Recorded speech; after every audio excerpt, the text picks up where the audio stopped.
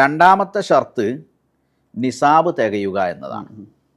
നിസാബ് എന്ന് പറഞ്ഞാൽ ഒരാളുടെ സമ്പത്തിന് സക്കാത്ത് ബാധകമാകുന്ന ഏറ്റവും മിനിമം ആണ് പരിധി. ഒരാളുടെ കൈവശമുള്ള വ്യത്യസ്ത തര മുതലുകൾക്ക് സക്കാത്ത് നിർബന്ധമാകുന്ന മിനിമം പരിധി. ഇപ്പോൾ ആടാണ് നിങ്ങളുടേതെങ്കിൽ 40 ആട്, അതോടുകൂടി സക്കാത്ത് തുടങ്ങാൻ. അതെ അതെ അതെ. എന്നുവെച്ചാൽ 39 ആടുള്ള ഒരാൾ സക്കാത്തിനെ പറ്റി ചിന്തിക്കേണ്ടതില്ല എന്നർത്ഥം.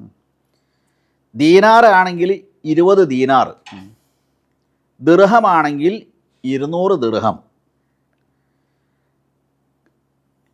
ധാന്യങ്ങളാണെങ്കിൽ ഇപ്പോൾ അരി, ഗോതമ്പ്, ഈത്തപ്പഴം, ഇങ്ങനെ ഭക്ഷ്യ വസ്തുക്കളും ധാന്യങ്ങളൊക്കെ ആണെങ്കിൽ 5 വസ്ക്.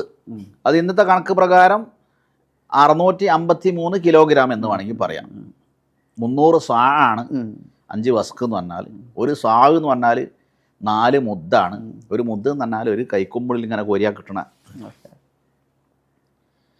അപ്പം നിസാബ് തികയുക എന്നതാണ് രണ്ടാമത്തെ ഷർത്ത്.